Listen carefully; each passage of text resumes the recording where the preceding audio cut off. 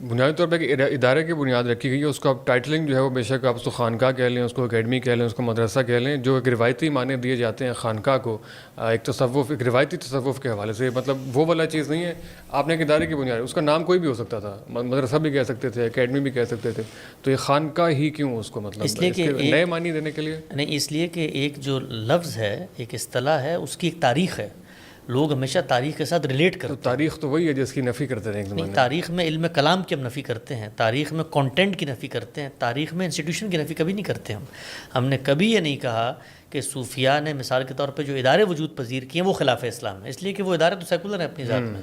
وہ ادارے تو کمیونٹی کے ادارے ہیں, وہ ادارے تو میٹ اینڈ گریٹ کے ادارے ہیں, وہ ادارے ایک عام آدمی کو ٹائم آؤٹ دینے کے ادارے ہیں.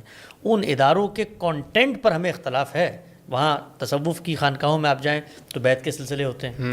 آپ بیت ہوں گے تو آپ کا قلب جاری کیا جائے گا. پھر 4 سلسلے ہیں, یہ چشتیہ ہوں گے, یہ سہروردیہ ہوں گے, قادریہ ہوں گے, یہ نقشبندیہ ہوں گے, پھر فنا فی الشیخ ہوں گے, فنا فی اللہ ہوں گے, فنا فی رسول, پھر سلوک کی منازل طے کرتے کرتے سہرے. اس کے ہم خلاف ہیں. صحیح ہے. لیکن ایک انسٹیٹیوشن ہے, ایک روایت قائم ہے, ایک تجربہ ہے. اس کو تو لوگوں کو حوصلہ افزائی کرنی چاہیے اس کی کہ بھئی ایک پہلو سے اختلاف ہے لیکن دوسرے پہلو سے ہم اس کی تائید کر رہے ہیں, اس کی حوصلہ افزائی کر رہے ہیں. اسی اصول کے پیش نظر اس کا نام مدرسہ یا اسکول بھی کیا جا سکتا ہے, اور اس کے مفاہیم اور اس کی جو ایگزیکیوشن ہے وہ آپ اپنے انداز سے کر سکتے تھے, اسی اصول کو پیش نظر رکھتے ہوئے کہ اس کے روایتی معنی مدرسے کے ایک اور لیے جاتے ہیں, لیکن اگر آپ اس کو بناتے تو وہ ایک شاید اور طرح کا ہوتا ہے. وہ اس کو عصر حاضر کے تقاضوں کے مطابق اور نیڈس کے مطابق اور اپنی جو بھی آئیڈیالوجی ہے اس کے مطابق آپ بناتے.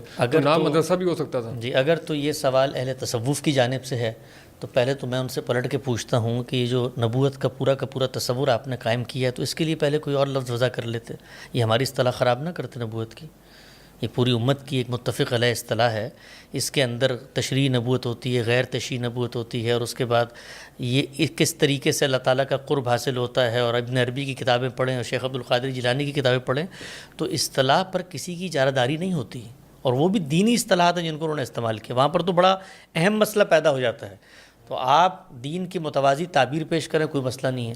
ہم اگر خانقاہ کا متوازی تصور پیش کر دیں تو اس پہ اعتراض ہو جاتا ہے. تو اس پہ جو چیز غور کرنے کی ہے وہ یہ ہے کہ یہ کسی کی اجارہ داری نہیں ہوتی اصطلاحات. یہ ہمارا, اور ہم لوگ, یہ جو تصوف کے بارے میں لوگوں کی رائے, ہمارے بزرگ ہیں بھائی. یہ تصوف کا ادارہ جن لوگوں نے بنایا وہ ہمارے بزرگ ہیں. ہم سے کون شخص ہے آ کر جو یہ کہنے کی پوزیشن میں کہ جی آپ ہماری اصطلاح, ہمارے بزرگ ہیں وہ. یعنی امام غزالی ہمارے بزرگ ہیں, شیخ احمد سرندی ہمارے بزرگ ہیں. جتنے تصوف کے سلاسل ہیں ہم ان کو اپنا سمجھتے ہیں, مسلمان بزرگ ہیں. ہماری امت کا ایک بہت ہی زندہ جاویدہ, ایک روشن درخشاں ماضی ہے. تو ہم اس اصطلاح کو کیوں ترک کریں؟ ہم تو مزید اصطلاح استعمال کریں گے. مدرسے کی اصطلاح آپ نے کہا مدرسے, تو کل تو دیوبند اٹھ کے کہے گا جی یہ مدرسے کی اصطلاح ہماری, آپ کیوں استعمال کر رہے ہیں, آپ اپنے لیے کوئی اکیڈمی یا انسٹیٹیوٹ یا کلب کا نام استعمال کریں. تو اصطلاحات جو ہیں وہ انسانیت کا مشترکہ حافظہ ہوتی ہیں, لوگ اس سے ریلیٹ کرتے ہیں, کنیکٹ کرتے ہیں. اگر لوگوں کو یہ خلط مبحث پیدا ہوتا ہے کہ جی آپ کی خانقاہ میں کوئی اور بات سکھائی جائے گی اور ہماری خانقاہوں میں کوئی اور بات سکھائی جاتی ہے, تو پہلے خانقاہ کے لفظ کا کاپی رائٹ کلیم ثابت کریں اور اس کے بعد ہم اپنا نام تبدیل کریں.